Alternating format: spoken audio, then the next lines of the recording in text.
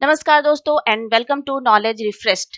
कुछ ही दिन पहले आपने देखा होगा कि बांग्लादेश में किस तरह से तख्ता पलट की गई और वहां के फादर ऑफ नेशन कहे जाने वाले शेख मुजीबुर रहमान की स्टैचू को भी वहां के जो दंगाई थे उन्होंने तोड़ दिया और बांग्लादेश की प्रधानमंत्री शेख हसीना ने भारत में शरण ली। और अभी अभी ये भी खबर आ रही है कि बांग्लादेश में 15 अगस्त जो कि वहां पर नेशनल हॉलीडे डिक्लेयर किया गया था 1975 से, उसे भी कैंसिल कर दिया गया है। तो ये भारत के लिए भी अपने आप में एक चिंता का विषय है, क्योंकि बांग्लादेश के जन्म होने में कहीं ना कहीं भारत का भी महत्वपूर्ण योगदान रहा है।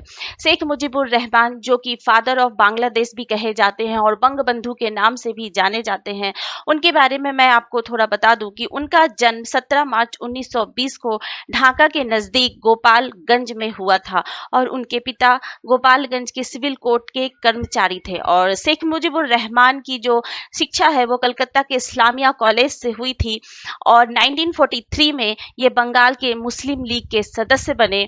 और उर्दू को जब राष्ट्रभाषा बनाने की कोशिश की गई पाकिस्तान के द्वारा, तो इन्होंने मुस्लिम लीग को छोड़ दिया और 1963 में ये आवामी लीग के अध्यक्ष बने और 1968 में जनरल अयूब के खिलाफ आंदोलन में हिस्सा लिया और 2 दिसंबर 1969 को बांग्लादेश का ऐलान किया कि हम पाकिस्तान से अलग होंगे। अब मैं आपको बता दूं, जब ब्रिटिश भारत से गए थे छोड़कर 15 अगस्त 1947 को, पाकिस्तान 2 पार्ट में बटा हुआ था, पूर्वी पाकिस्तान और पश्चिमी पाकिस्तान। पूर्वी पाकिस्तान जो कि अभी बांग्लादेश है और पश्चिमी पाकिस्तान के द्वारा पूर्वी पाकिस्तान के लोगों के साथ बहुत डिस्क्रिमिनेशन भी किया जाता था और बहुत अत्याचार भी किए जाते थे। तो उसी के खिलाफ उन लोगों की आवाज बने थे शेख मुजीबुर रहमान। और जिस घटना ने पाकिस्तान का विघटन तय कर दिया वो था 1970 का पाकिस्तान का आम चुनाव, जब पीपीपी के जुल्फिकार अली भुट्टो ने परिणाम को मानने से इनकार कर दिया और यहीं से बांग्ला मुक्ति संग्राम की शुरुआत हुई और बांग्लादेश मुक्ति वाहिनी सेना का गठन किया गया, जिसमें भारत ने भी मदद की थी बांग्लादेश की। और इस तरह से 16 दिसंबर 1971 को एक नए देश का जन्म हुआ, जिसमें भारत का भी बहुत ही महत्वपूर्ण योगदान था।